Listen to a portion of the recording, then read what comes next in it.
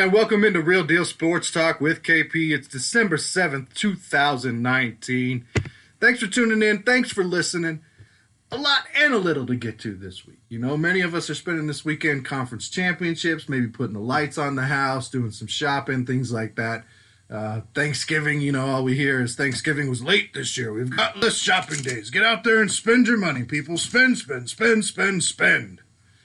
So if you're out there doing that, enjoy yourself today. Be safe, you know, do your thing. But we've got stuff to talk about today. We have conference championships. They kicked off last night. The Pac-12 championship game taking place last night. I've got some thoughts about the standings and where we're at in the NFL right now. So we'll look at standings, especially after Thursday night's fiasco there with Chicago and Dallas. We'll get to the picks for this week. Check in. We haven't checked in on the NHL for, I don't know, since week 1 maybe. So we'll check in, see where they're at with the standings there. We'll check in on the NBA, what's going on, who's doing what. And then, you know, hopefully I have time at the end to get to why I love sports number 17 this week. Great little story on sportsmanship, something I'm proud of this young man, and I'd just like to give him a shout out. So hopefully we can get to that at the end. Let's start today with conference championship games. Like I said, last night, the Pac-12 championship game did take place last night between Utah and Oregon. Myself, and I'm sure many of you out there had Utah, the higher-ranked team, the team that seemed to be coming into this game with a little bit more momentum, that was playing more the way we expected them to this season. Again, you know, it is the Pac-12. Let's face it, they're not a defensive-oriented league. They do have some good athletes that can come from both sides of the ball. But when it comes down to the major conferences, they're easily the weakest conference of the majors, of the SEC. Well, ACC is getting pretty weak there with Clemson. Florida State has been down for a while. Miami's not doing much. They're right there with the ACC. In fact, I might even put them a little bit above the ACC. But they're one of the weaker conferences. Big 12, Big 10, Big 12 has some teams that I would put above most of the teams in the Pac-12 also. Anyway, 5th ranked Utah, 13th ranked Oregon. I thought the way Utah's defense was playing, they had enough on the offensive side of the ball. They'd be able to throw it around, make the plays needed. But Oregon came out, they put it on them early, they got up, they were able to hold the lead at one point. Utah did close within 8 points at 23-15. After that, it all went downhill again for Utah. They tried to climb back in. They tried to make big plays. It didn't work. Oregon goes on to win that one, 37-15, scoring 2 more touchdowns after Utah closed it within to that one score. So basically both of those teams, we can confirm, are now out of the college football playoff. Oregon's not going to jump into the 4th slot. Utah can't now move in as with that loss. We have other games going on today. Some action already in play. Oklahoma and Baylor, they're live right now. That game's sitting at 10-0 Oklahoma. Appalachia State and Louisiana is live right now. That one is going on. Appalachian State has a 28-7 lead in the second quarter of that one. Other big games today that will have some playoff implication. You have the Georgia-LSU game on CBS at 2 o'clock Mountain Time. You have Ohio State-Wisconsin tonight on Fox at 6. You have the Clemson-Virginia game. Clemson should win that one, but say Virginia gets the win, Clemson's going to drop. Who then moves into that top 4? That game, ABC 5:30 tonight. Boise State-Hawaii, Memphis-Cincinnati, Florida Atlantic, UAB, Central Michigan, Miami of Ohio are the other games out there today. Now, I'm personally looking forward to, and I'm sure everybody else is looking forward to, the Georgia-LSU game. Has the most implications to the college football playoff and how that's all going to play out. If LSU wins, how much does Ohio State need to win by in that Wisconsin game to stay at that one position? Can LSU leap them, get back into that one position. If Georgia wins, where do they move up to? If they lose, do they stay in? Now that Utah's fallen back and Oklahoma's got a lead right now, does Oklahoma somehow find themselves in that fourth position if Georgia loses today? So a lot of playoff implications coming out of that Georgia LSU game. It's a good game. I could honestly argue it either way. It's going to depend on which team makes the fewer mistakes. It's going to depend on the team that scores the most touchdowns, not the team that's settling for field goals. There's going to be probably a key turnover or two. I would expect a big special teams play, block punt, block field goal, maybe a return touchdown in this one. This is going to be the best game of the day. Oklahoma Baylor right now, they're playing. It's going to be a tough physical game, 6-7 teams there, but I do expect Oklahoma to pull that one out. Let's just go through it. I'll take Oklahoma. I'll take Appalachian State. Easy to say, they're both winning, right? I'll take Central Michigan. I will take Florida Atlantic. I will take Memphis. I'm going to take LSU, Boise State, Clemson, and why not throw an upset in there? Wisconsin beats Ohio State. So that's what I'll go with today. So again, not a bad day of college football. There's NBA action stuff also, obviously, today if you're not into the conference championship games. I'd be more into the conference championship games, honestly, a little more excited about them as a whole if the system was set up that when you win your conference championship, those teams move on into a playoff type system to then determine the national championship. I think you can still get all your bowl games out of that. I still see a version of the college football playoff, if they wanted to call it that, out of that. But right now, the system we have, year in, year out, we're going to continue to talk about it's broken. It's not a good system. It's not a fair system. It's not an inclusive system. The Board of Governors can kind of handpick and choose who they want in there. And until recently, until Alabama had that second loss, everybody was sure that they were going to find their way in no matter what, because people want Alabama in there. Well, they suffered their second loss. Now there's no way for them to get into that position. So what does the committee do? That's what makes today interesting for college football fans on some level. Again, I would do conference championships, put every one of the teams into a conference, make that system, let them do revenue sharing, share it across all sports, across all schools, everything that comes in for the conference. Make it off concessions, tickets, whatever you want to do. Share all of that. Have some equity, have some collaboration in your conference. Then your teams go out, they win the conference championship, they move on then to the playoff system. That playoff system then determines the national championship. I would do the same thing with college basketball. I'd get rid of March Madness. It's ridiculous that they show about 8 days worth of games and it takes the entire month. I know these kids have to go back and they have classes and stuff to do during the week, and they can't just sit there and do a full tournament in the spring. But if you break it down and they win their conference championship game and then those teams go into a roundabout tournament to determine the championship, I think, yeah, sure, you might lose some Cinderella aspects. You might lose the George Masons of the past making their Final Four run. But great. Time to evolve, in my opinion. You see what the NBA's toiling with right now with their Euro soccer style in-season tournament. Sports are going to start changing, so you can either be behind the trend or ahead of the trend. I think for collegiate athletics, with the way you've now got, the ability for some of these athletes to go capitalize on their name, you're going to have to then now change what's going on with the structure of how you determine championships. Because you're already going to start losing some of those Cinderellas as the better athletes are going to go to the better situations where they can capitalize more on their names.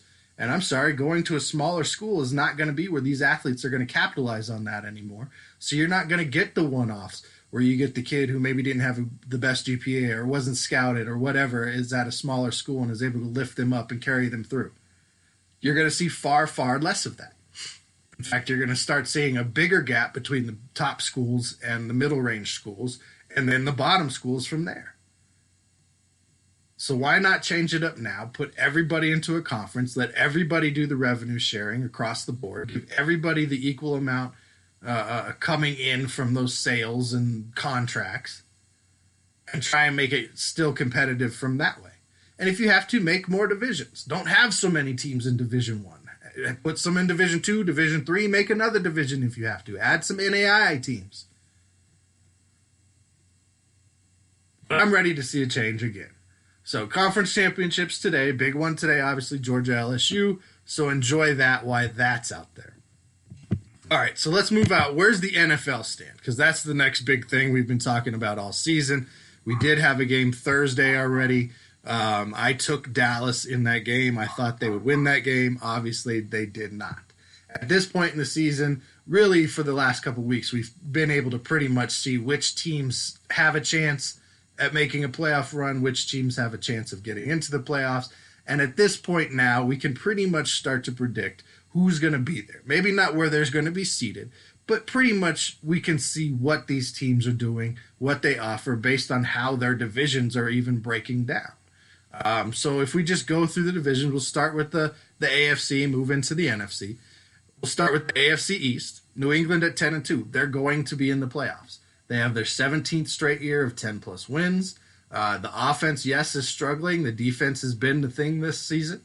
I would put some of that on Tom Brady. I put most of that on the lack of talent that the Patriots have right now. And I put the rest of it on Josh McDaniels and that play calling. Because Josh McDaniels and that play calling, in my opinion, this season with New England, they've been trying to be the team that scores a bunch of points. And you can see that in the play selection that they're trying to put together, the way they're throwing the ball, and the lack of the use of the running backs that they've used the last 4 or 5 seasons. They need to get back to that kind of dink and dunk, let me surgically take you apart offense with this defense, and that's going to be a team that's going to become scarier this last month into January if they get back to what they were doing best and stop trying to be, that the team that can outscore Kansas City and the team that can outscore the Rams from last year, because that became the focus. You got to put up this many points. Well, now you've got a better defense. Use that defense. Lean on that defense. Surgically pick these teams apart like you used to do, and you'll be right back to where you need to be. Buffalo, it looks like they're probably going to be at least a wild card team unless they completely melt down these next 4 games. There's no reason to not think they're going to. Outside of that, nobody in the AFC East has a chance. AFC North. Pittsburgh's holding on strong. They're right there in the wild card race. I think they're currently holding or tied for the second wild card spot with Tennessee. But you look at the AFC North, Baltimore's going to win that division. They're arguably playing the best football in the NFL right now. Some people argue that they're the best team in the NFL right now. They are definitely clicking. They need to continue to click, and hopefully they didn't peak at the wrong time. Because we all know that's very important. You have to be hot at the right time come playoffs. You can be as good as you want to be in the regular season. See the Indianapolis Colts with Peyton Manning. 10, 12, 13 wins a season, no matter what. Toward up all regular season. Got to the playoffs, never really had the results. I'm not saying that's what's going to happen with Baltimore, but they're going to have to continue to play on this level and find ways to win in adverse conditions and adverse situations. And hopefully they can get that home field, because I think that'll help a young quarterback like Lamar Jackson, as opposed to having to go on the road and deal with that kind of atmosphere in the playoffs, which we all know is much different than it is during the regular season.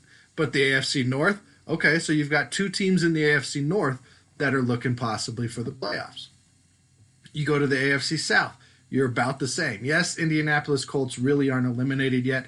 I don't think they're a legitimate shot for the playoffs. I don't really think Tennessee is a legitimate shot. Houston's going to win that division. In my opinion, they only have the 1-game lead. This is actually one of the closer divisions record-wise in the NFL, where really, yes, Indianapolis could go on a run here, still win it. Tennessee could go on a run, still win it. Houston can still win this division. The first 2 divisions we talked about, they don't have more than 2 teams that are in it.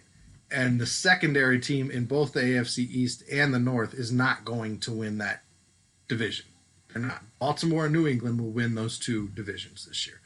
The AFC South, with the top three teams being separated by 2 games, 4 games left, anything could really happen. But I see Houston, especially this week, kind of pulling away, getting another win this week.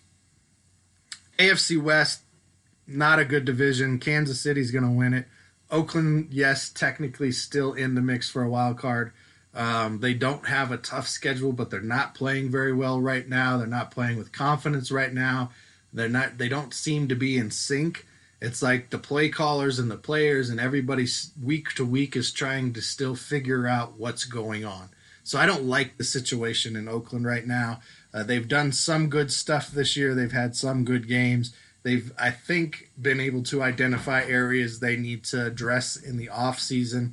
And then Denver and LA, they don't have a chance. They're playing for pride at this point. Maybe one of them can go on a run and get to 8-8, but I doubt it. So AFC West, probably,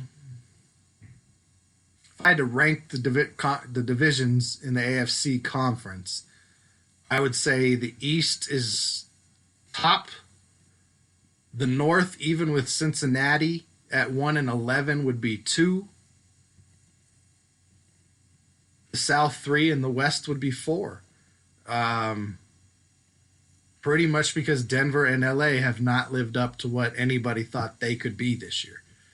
Moving over to the NFC side, the NFC East is a dumpster fire. They very easily could have a 7-9 division champ again.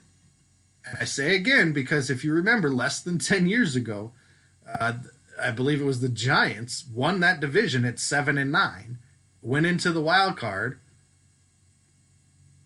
and I think they won their wild card game that year.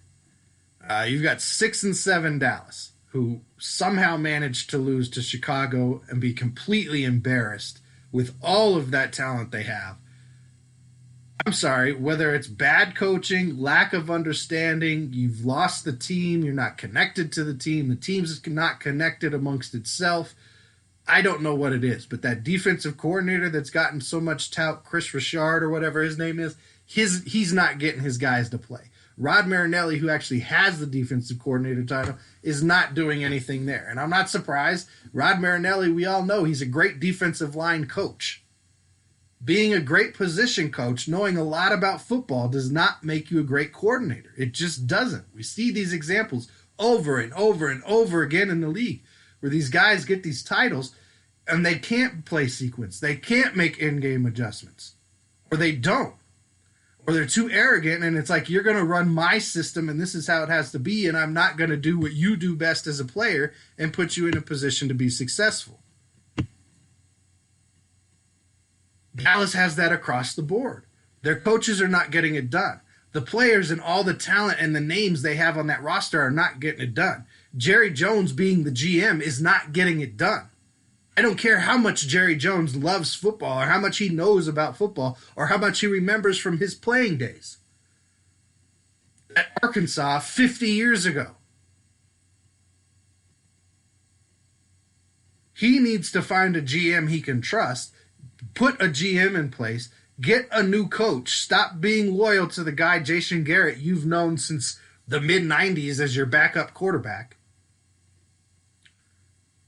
And yeah, there's the rumors out there. Urban Meyer might be coming in, things like that. They've got interest. Great. Rumors are rumors. We'll see what happens. We'll talk about it when we have facts. But this division, I mean, Philadelphia 5-7, Washington 3-9, the Giants 2-10. Giants a young team. They tried to give a bunch of young talent. Daniel Jones got all the press early in the season. Oh, they're 2-0. Well, now they're 2-10.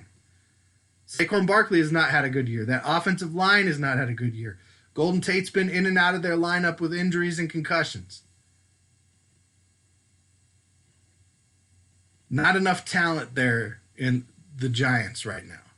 Washington, all kinds of issues. Already their coach is out. Philadelphia is not playing up to their standards. How much was it Doug Peterson, a coach? How much was it Frank Reich, who's now in Indianapolis, that made that team click in their Super Bowl run? NFC North. Early on in the season, this looked like one of the better divisions in football. Detroit has completely fallen off the map since then. However, that being said, you're looking at a team in Detroit that has the third lowest percentage of offensive snaps, trailing by double digits in the NFL. Of the top 10 teams, nobody else has less than 4 losses. Detroit's 3-8-1. That comes down to coaching. That, to me, is a coaching issue. They're not putting their guys in positions to make the plays to end games or to hold on or to make that one play. The defensive coordinator there is Paul Pasquarelli, who's the mentor to Matt Patricia, never should have been brought in. He did not run a great defense at Boston College. He's not known for running great defenses. Again, it goes back to, I don't care how much you can talk about football and how much football knowledge you have. That does not mean you can coordinate an offense or a defense. So Detroit's fallen completely off the map. They're one of 2 teams still to have led in every game this year. And the other team is sitting at, I think, 10-2 right now. They're in San Francisco. Green Bay, hey, they're quietly sitting at 9-3. They're still trying to figure their way through the season. Had a really bad outing the last time out. Minnesota, they've got Detroit this week in Minnesota. They're just a game back from the Packers. And Chicago, miraculously, somehow is 7-6 right now with a quarterback who can't play quarterback, but he's probably a pretty good halfback. Trubisky, to me, is basically Tim Tebow, right? I mean, he might have a little bit better of an arm than Tebow did, but he's basically Tim Tebow. When they were asking him to just play quarterback this year, it was pitiful. And now that they've opened it back up to allowing him to run a little more, he looks pretty decent. And everybody wants to flip the script and now question whether or not he's good. He's not a good quarterback. Can he play football? Yes. Is he a good quarterback? No. He's not in the same league as Lamar Jackson. He's not Deshaun Watson. He's not Patrick Mahomes. He's not Russell Wilson. And those are the top guys with those dual threat skills right now. He's not in that group. His skills as a runner don't match them. His skills as a passer don't match them.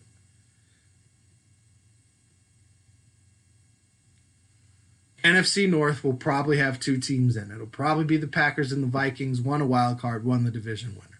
NFC South, probably the weakest overall division in all of football. New Orleans sitting at 10-2. They've clinched already. Tampa Bay 5-7, Carolina 5-7, Atlanta 3-9. Carolina fires Ron Rivera this week. They're moving in another direction. That surprised some people. I really wasn't that surprised by it. I know he's been there 8-9 years. He got them to the Super Bowl, conference titles, things like that.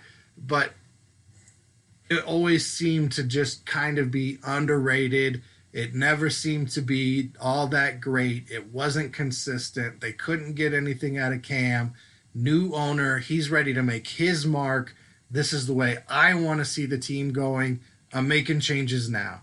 I know we're not going anywhere this season. We're already at 7 losses, so I'm going to go ahead and cut it now. If he wants to have some time off and do his thing before the next coaching hire cycle, Ron Rivera says he wants to coach again, great.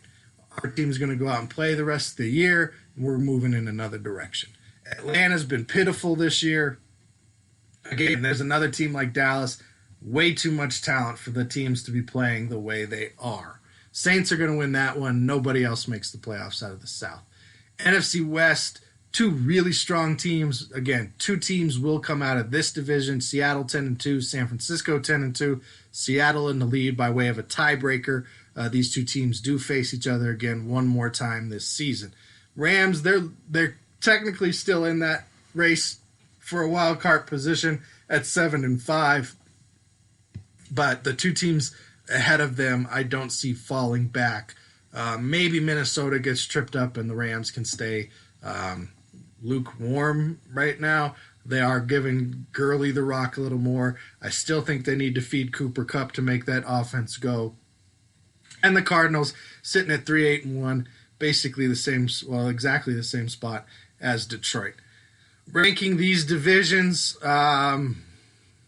on the NFC side, you've got to go with probably the North is still the strongest. followed by, well, no, I'd say the West is the strongest, then the North, the South, and then the East. So that's where everybody stands right now in the NFL. These are my picks for this week. I put these in on Wednesday.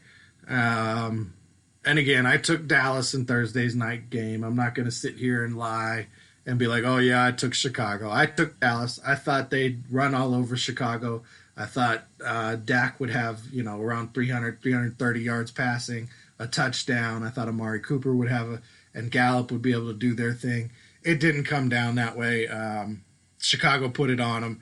Dallas had that nice opening drive, marched right down the field, put 7 on, and then fell apart until the last 10 minutes of the game where they came back kind of and put some points on the board and closed it to within a score in garbage time. They're going to have to do something. Jerry Jones is, like I said, he either needs to step back and bring in a GM. He needs to bring in a new coaching staff. Something. There's too much talent on some of these teams that are underperforming.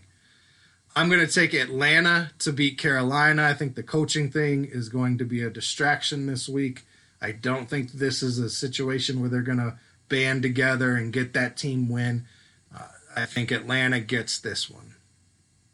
Baltimore over Buffalo this week, except I do think it's going to be close. I think Mark Ingram could be the difference in this game as opposed to Lamar Jackson this time. Buffalo does have a good defense.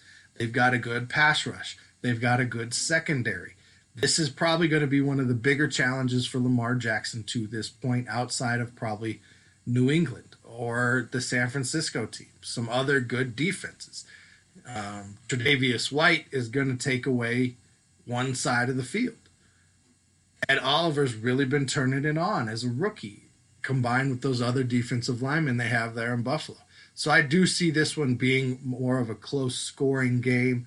And again, I think it comes down to the running game in this one for Baltimore. I'll take Cleveland to beat Cincinnati. I think Green Bay obviously gets over on Washington. I'll take Houston to beat Denver this week. Drew Lock getting his second start on the road against Houston. He only had 134 yards passing. Everybody wanted to talk about how great he was. Look at, he's the second quarterback for Denver this year to win their first NFL start. That's the first time that's ever happened in NFL history. Look, be excited about the young guy getting his first win. Be excited for him, happy for him, but be realistic. He didn't do that much.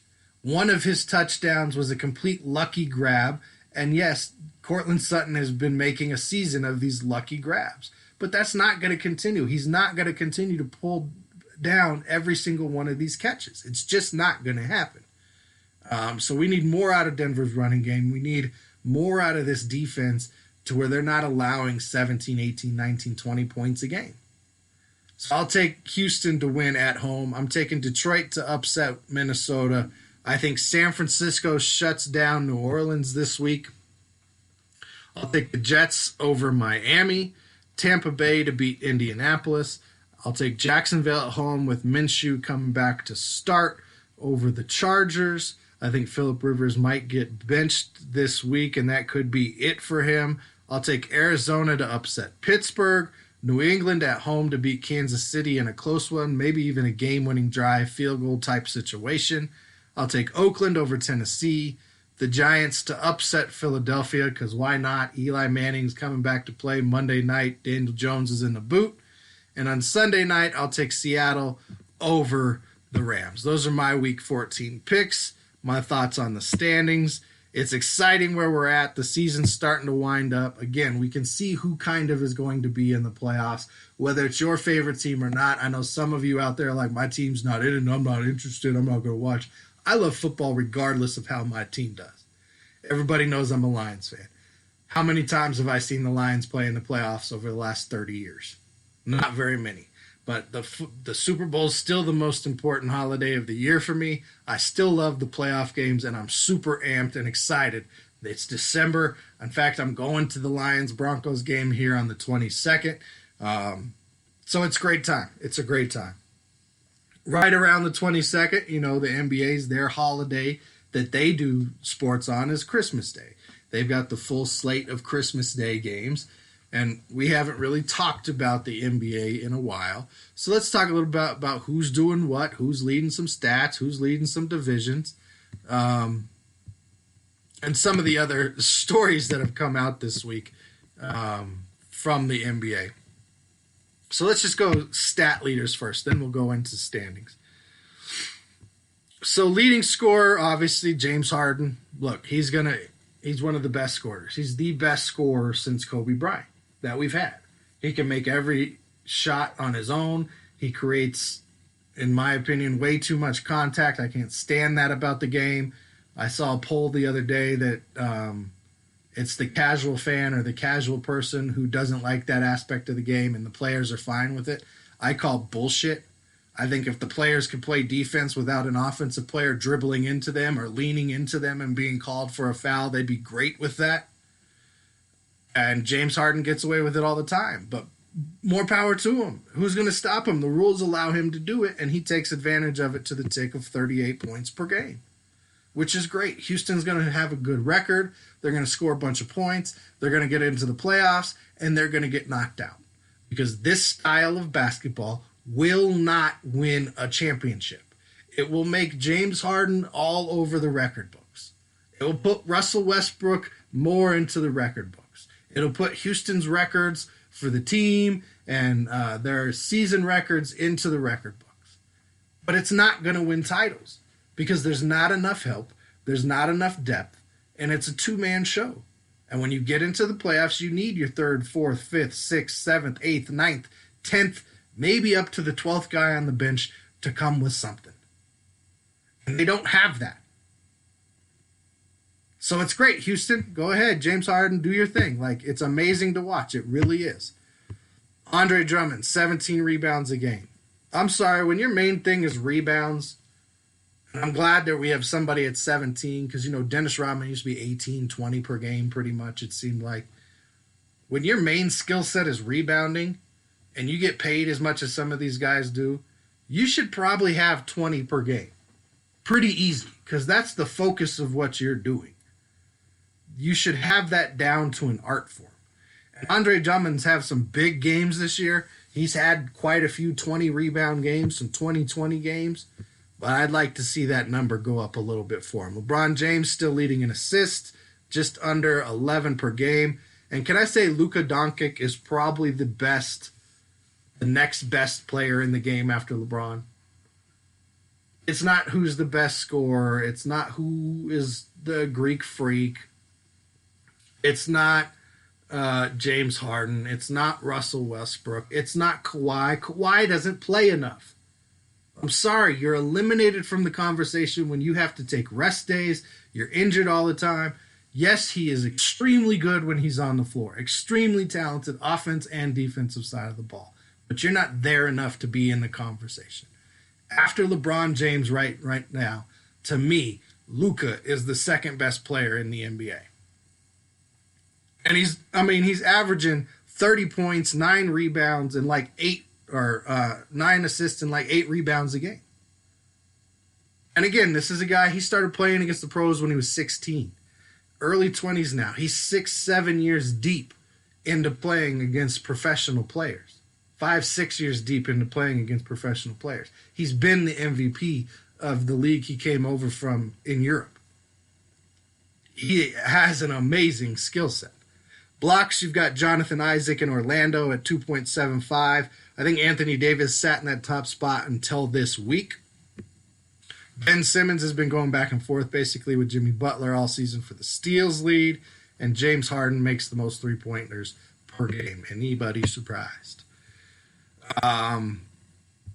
As far as the divisions, you got Milwaukee and LA, the Lakers sitting at 20 and 3 respectively in each conference. In Eastern, you got top 5 are Milwaukee, Boston, Miami, Toronto, Philadelphia. Everybody after those top 5, they're really not going to be in the mix at the end. Obviously top 8 make the playoffs, but after those top 5, I don't really see anybody making a run for it out of the East this year at all. In the Western Conference top 5, you have the Lakers. Mavericks have moved into second as they've played one more game than Denver. Denver's third. The Clippers are fourth. Houston is 5. I think Portland is going to be interesting. They've signed Carmelo. They've guaranteed his contract. Melo's balling out like he's in his 20s again. Conference player of the week, his first week back. He needed to be in the right situation. You see the hustle out of Melo right now. You see him out on the floor getting rebounds. He had an 8-assist game. He's getting buckets. He's getting layups. He's shooting threes off the wing. He looks like international Olympic Melo with this Portland team. He doesn't have to be the guy. He doesn't have to be the second guy. He can be a guy. And as being a guy, he is excelling. You've got McCollum. You've got Lillard. You've got some bigs on that team. I think this is a team throughout the season. They're going to start creeping higher and higher up the rankings. Right now, they're sitting at 11th in the Western Conference at 9-14, but I would expect this team that is more talented than San Antonio and Oklahoma City to be moving up into that 7-6, maybe even into that 5 range by the end of the season, at least into the top 8 for sure. Melo's been playing great. LeBron James apparently doesn't even have to dribble anymore. We all saw that the other day. He called it a malfunction. He just stopped dribbling, started walking. The refs let it go, didn't say anything. It happens all the time. You see it all the time. It's not always called. This was so blatant because they were in the middle of the floor. I mean, it was unbelievable. The Rockets, they're going to contest the Spurs double overtime game because Harden's dunk didn't count. Whatever. There's no way to say what would have happened after that, and if you bring that complaint to me, I'm going to say you had the last 7 minutes and 50 seconds and 2 overtime periods to still win that game. That one play, even though you lost by 2, was not the determining factor. Sorry. Goodbye. Was it clearly a good dunk? Yes, it was. You had then had 7 minutes and 50 seconds of regulation left to win. You then had an opportunity in overtime to win. You then had another opportunity in the second overtime to win, and you still lost the game. That dunk with 7.5 minutes left, going in or not going in, did not determine the rest of that game unless your team and your coach is that mentally weak that you could not re-grip yourself over the rest of those 2.5 periods. So I think their protest is ridiculous. Ridiculous. So that's who's doing what. That's where the standings are right now. I've enjoyed this NBA season. I didn't think the Lakers would be this good. I knew they'd be a top 4 or 5 team, but 20-3 I didn't see. They're playing good defense. They're getting role players out of the guys nobody can remember their names. Milwaukee's playing great. They seem to have an edge to them this year, not just some talent and getting it done, but they seem to have an edge to them this year. I'm surprised that Toronto's in the mix where they are. I expect 76ers to actually fall from that 5th position.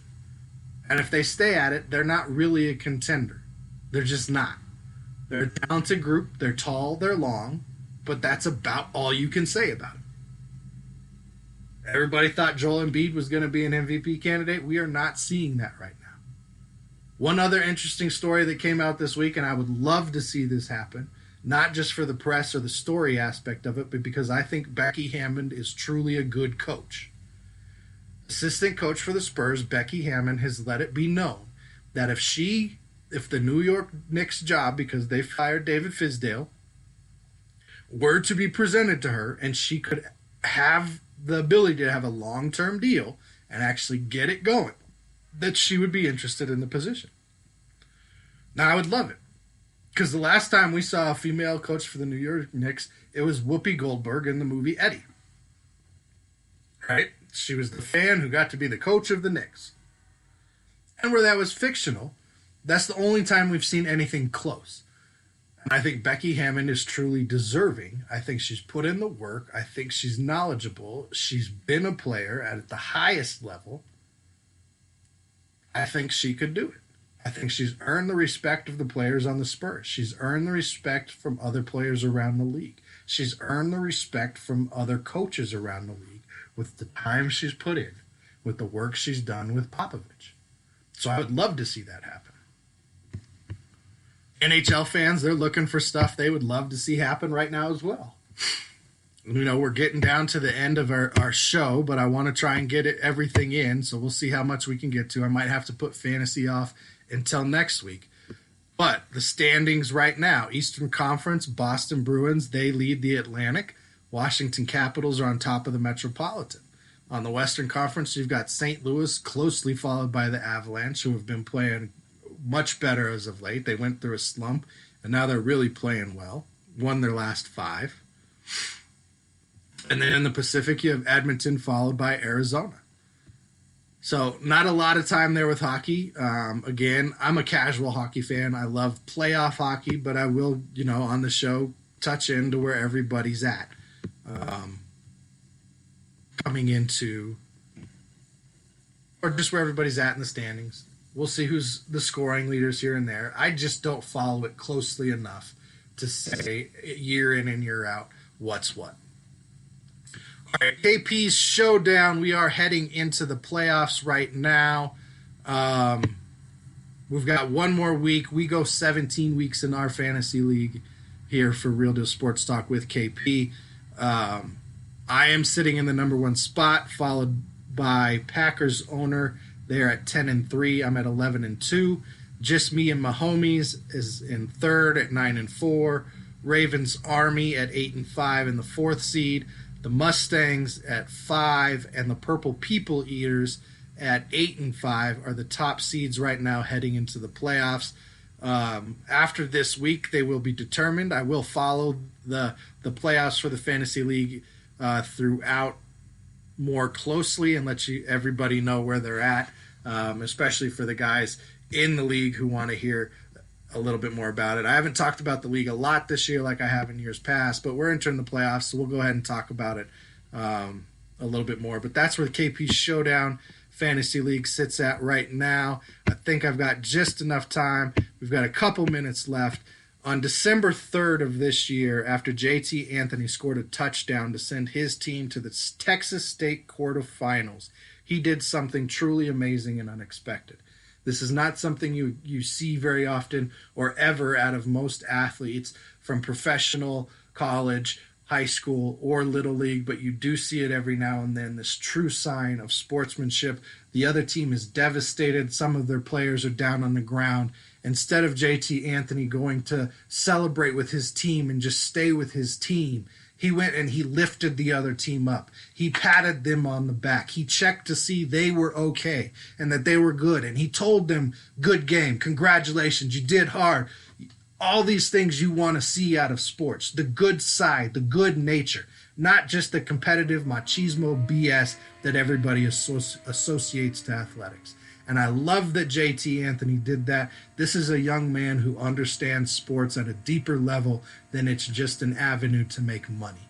He understands, in my opinion, the heart and the truth of what you can get out of athletics. And I was so impressed by it, especially as a teenage young man, to not be, boisterous and excited and not empathetic to the situation. Truly impressive, truly amazing. So mad props and respect to JT Anthony. I hope your team goes on to win the Texas State Championship. If not, you too have had an amazing season, young man. And until next time, let's hope we can all be as real as JT. That's what we do. That's what we want you to do. Just be real.